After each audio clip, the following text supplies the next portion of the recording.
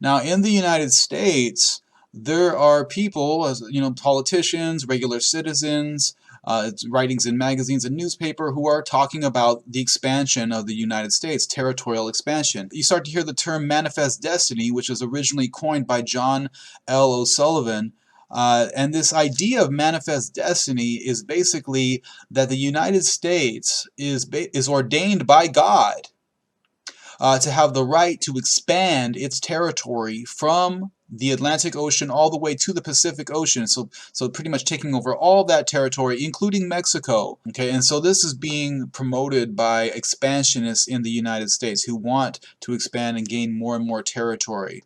Uh, John L. O'Sullivan, he was an editor for a magazine in Washington, D.C. called the United States Magazine and Democratic Review. And in this magazine, you hear of these people that are promoting territorial expansion of the United States. You'll also see issues of slavery being written about in the magazine, right? So the promotion and maintenance of slavery, trying to maintain slavery in the United States. Other issues that are promoted in this magazine are states' rights. Indian removal from the United States territories. So these basically give you an idea of the mindset of expansionists.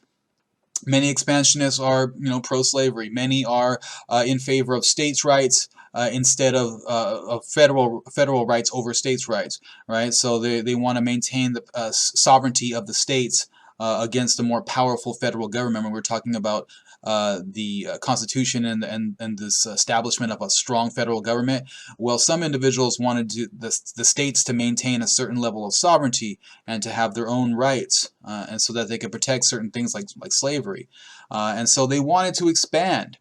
And so a lot of these people who are proponents of slavery were calling for territorial expansion because they wanted to extend slavery into new territories. At this point in time in U.S. history, you have the North and the South pretty much balanced out as far as influence in the federal government goes, in Congress, right? They pretty much had equal powers. But if you add another state during this time that was either slave or free, then that balance of power would be upset. And if you upset that balance of power, then one side or the other is going to gain an advantage in Congress. All right, so anti-slavery advocates didn't want to extend the territory because then you're basically going to upset that balance of power between free states and slave states.